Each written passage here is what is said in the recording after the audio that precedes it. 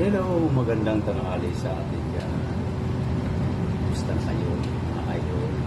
Magandang tanghali, magandang gabi sa atin. Nag-prepare ako kanina ng salmon with lemon sinigang.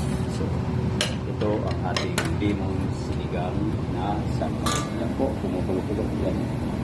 Tapos ito yung meat natin, yung laman niya.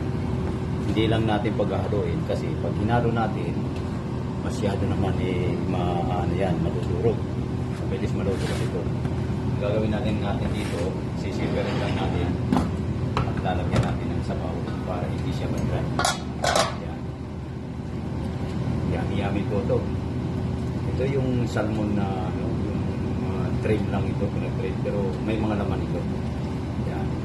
Wala lang balat siya. Yan ang ating sabaw-sabaw sa ating mga kababayan. Solve na naman ito sila ngayon.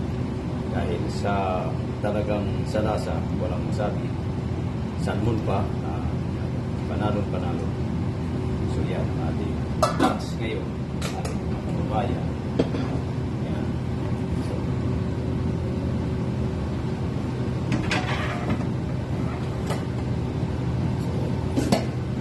ito naman, yung ating sabaw ito na stew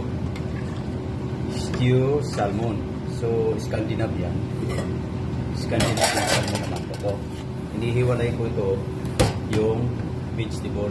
Kaya kailangan ihiwalay muna natin habang waiting tayo sa kanila. Kasi pag pinagsabay natin ito, malalangga. So ngayon, yung laman nandito. Yan. Dito po yung laman ng salmon, Scandinavian soup. Yan. So, ngayon nagkakaiba nito dahil may cream siya. May creamy siya at saka tail. Yan yung sabaw niya. Ito yung laman. So mamaya natin yan, ihahalo natin yan mga 10 minutes bago nandito na sila sa mga amo natin para fresh pa rin ang kanila pagkain. So, ganito na lang po.